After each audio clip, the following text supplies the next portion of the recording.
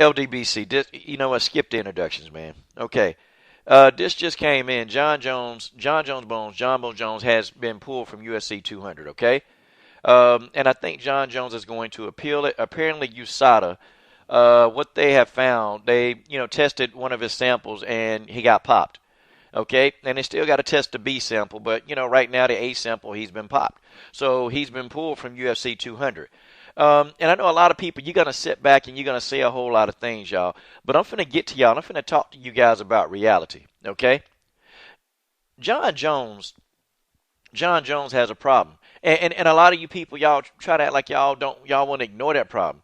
A lot of his fans, you guys try to act like y'all want to ignore that problem. The people that's around him, they completely ignore that problem. And I'm going to tell you this right now. This man has a problem. And I'm going to tell you why I applaud Daniel Cormier. And I'm just going to tell you why. But John Jones has a problem, man. And I'm sorry, with all the stuff that he's been through with drugs and stuff, it takes a lot of these drug folks, it takes them years. It takes them years, man, to be rehabbed. This has been, 9, 10 months?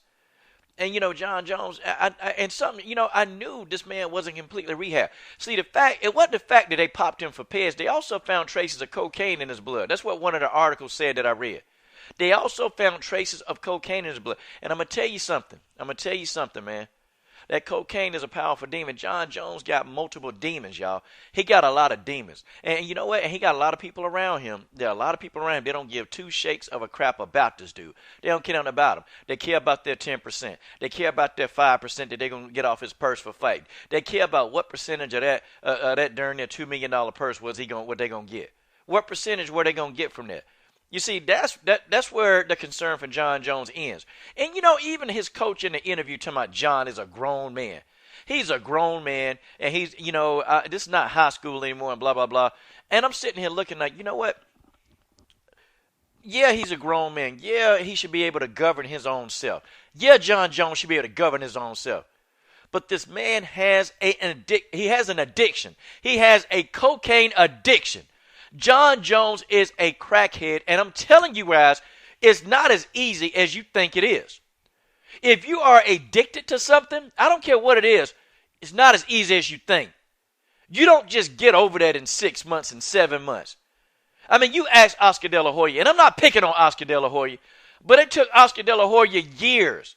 And even he said that he's still battling with a drug addiction. He's still battling with that. You don't just get over that, man. You get over drug addiction, and sometimes, most of the time, rehabs don't even work. People go to rehab and they fail. People that completely, and I'm talking about they completely cure themselves of drug addictions. These are people that got strong support systems around them. This man has a cocaine addiction. He has a cocaine addiction. And somebody need to sit him down. Sit him down. Nigga, you got a drug problem. You sniffing cocaine. You running into people. You drag racing. You have a problem. Stop thinking about this fight for a second. Forget about the fight. Forget about the man purse. Forget about the fight. This is a human being. This man has a problem. All you people gonna get on here, John Jones, I knew he wasn't this. The man has demons that he's dealing with. And I'm gonna tell you, I saw the look on his face when Daniel Cormier told him to his face. He said, you know what, John, you are a master in that octagon. He told John in his face, nobody can touch you in the octagon. He says, you are a master in the octagon. And it hurt Daniel Cormier. It hurt him, man. Because I know he looking at this guy and say, dude, this dude got every single God-given tool on God's green earth. And he don't use them to his full ability. Because Daniel Cormier said, man, you got everything right in the octagon. And he said, outside the octagon. He just said, John, you don't have it right in the octagon. He said, man, you can be a light for a lot of people that will follow you. And John Jones looked into Daniel Cormier's eyes. He looked down and I saw the look on John's face. And it was almost like, damn, this dude really understands. And I can't understand. I don't really understand why John disrespects this dude so much. Daniel Cormier, man, pretty much called, he had a fight with Saint Over. I can't say the dude's name. He had a fight with him. And DC, he was professional, man. He really did a good job of calling that fight, man. And skill recognized skill. He said John Jones, man. He said, man, it's a skillful fight. He called the fight correctly. And John Jones flipped him off, man. And I'm going to tell you why. See, I like Daniel Cormier. I like him because he admitted it. He said, man, he was suicidal. He was suicidal at one point in his life, man. He had things outside wrong in the octagon. And he got his stuff together. He got it together. And so he can identify. And I don't even think he was heavily criticizing John. He asked people, why are you guys booing me when this guy got the drug problem? And you know what? And I agree with that. And somebody got to sit him down. Dude, you drag racing. Dude, you got in a car accident and you ran from the car accident. This is not a rational thinking person, guy. This is a guy that has a drug addiction. And folks, you can call it whatever you want to call it.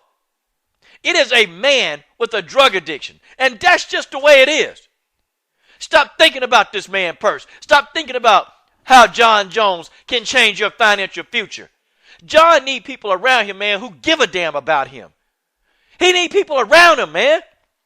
And somebody need to set him down and look, John, you talking crazy. Nigga, you got a drug problem. And I'm going to be there right with you step by step. You see, a lot of you dudes don't know. Y'all have never ever been around a person with an addiction. And I'm going to tell you something. I have. Now let me tell you something. You don't know what it feels like to get up in the middle of the night, man, because they having withdrawal. You ain't never had to wrestle somebody down because they can't stop going to get the drug. I'm talking about keep them from leaving your house. You don't know what that's like. See, you don't understand. I'm passionate about this because I've dealt with kids, young kids with addictions, drug addictions. I've dealt with that. And I know, and I'm going to tell you what John Jones is feeling. I'm going to tell you right now. John Jones don't have many nights. I'm talking about many nights when he thought about just killing himself. John done had so many nights where he wanted to kill himself. And I promise you, I don't even know about this man's background as much as I need to know. But I'm going to tell you, he done had a lot of nights where he wanted to just completely kill himself and be done with everything. The only reason why I don't know why. Probably the reason why he ain't done it. I mean, this man he's got a problem. John Jones can be great. He can be great, man. This guy can be a light. I agree with Daniel Cormier. And Daniel Cormier, I got to give him props, man, because he could have been kicking this man while he down, man. And I know DC is upset. I know he upset. He could have kicked him while he was down, but he chose not to, man. DC actually feel bad for the dude, man, because he know what this dude can do, man. DC feel bad for this dude. He really feel bad for him. Don't take DC, y'all think he criticizing John. He really not, man. It's just he feel bad for the dude himself. And that's why he really taking a stance not to really, start criticizing him crazy. He has a drug addiction, man. And y'all don't know what it's like, man. And I'm sure John Jones, man, done tore his house up, throwing stuff around the house, man. And it's not whoever living with him, girlfriend, wife. Right now, it's probably not the easiest times to live with him. I'm sure there was a time, man, where it was good to live with John. But right now, no, man, he's got a drug addiction that has not been resolved. And sometimes you never completely resolve it, you just control it. But the true way to cure this drug addiction that he has, man, he got to get people around him that give a crap about him, man. And stop hanging around all these people, man, that all they want is their percentage. All they want is their percentage. I mean, I feel bad for John, man. I feel bad for DC. I don't care about Dana White. I feel bad for John Jones. I feel bad for DC, man, because these two brothers, man, they have been putting in their time and their work, man.